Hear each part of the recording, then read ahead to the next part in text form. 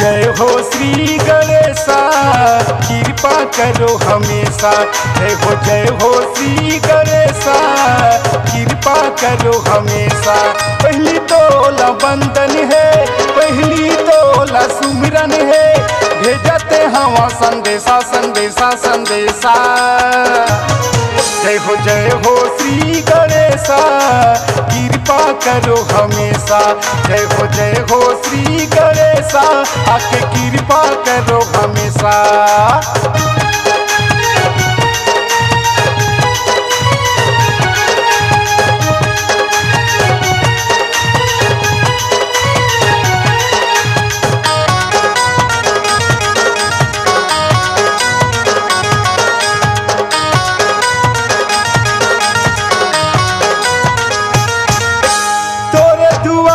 तोरे पुजारी आए है रवि परस्ते, स्वामी आए है रवि परस्ते। तोरे दुआरी तोरे पुजारी आए है रवि परस्ते, स्वामी आए है रवि परस्ते। दोनों हाथ ला जोड़ के स्वामी करत तोर नमस्ते। दोनों हाथ ला जोड़ के प्रभु जी करत तोर नमस्ते। पहली तोला बंदन है, पहली तोला सुमिरन है, भेजते हम संदेशा संदेशा संदेशा। जय हो श्री गणेशा, कृपा करो हमेशा। जय हो श्री गणेशा, आके कृपा करो हमेशा।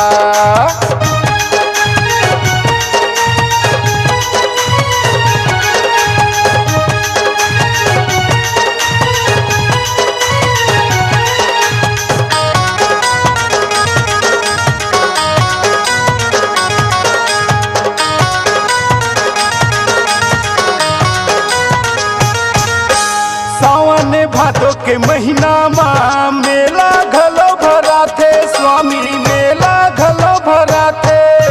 सावन भादो के महीना माँ मेला घलो भरा थे, स्वामी मेला घलो भरा थे। रिद्धि सिद्धि तोरे आजू बाजू सेवाला तोर बजाते। रिद्धि सिद्धि तोरे आजू बाजू चावल ला डोलाते। माथे तोरे चंदन है, आसन तोरे गंगा है, आके कर तोरे सेवा सेवा सेवा। जय हो श्री गणेशा, कृपा करो हमेशा। जय हो श्री गणेशा, आके कृपा करो हमेशा।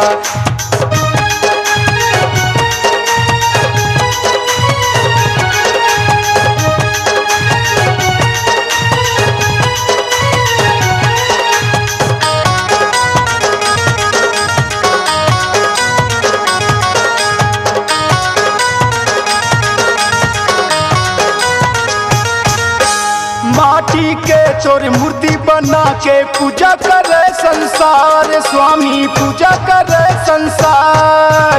माटी के तोर मूर्ति बना के पूजा करे संसार, स्वामी पूजा करे संसार। छोटे बड़े तोर शरण मायाई, सबके करे बेड़ा पार। छोटे बड़े तोर शरण मायाई, सबके करे उद्धार। माता तोरे पार्वती है, माता तोरे पार्वती है, पिता है महादेवा देवा देवा। जय हो श्री गणेशा, कृपा करो हमेशा। जय हो श्री गणेशा, आके कृपा करो हमेशा। जय हो श्री गणेशा, आके कृपा करो हमेशा। जय हो श्री गणेशा, कृपा करो हमेशा। जय हो श्री गणेशा, आके कृपा करो हमेशा।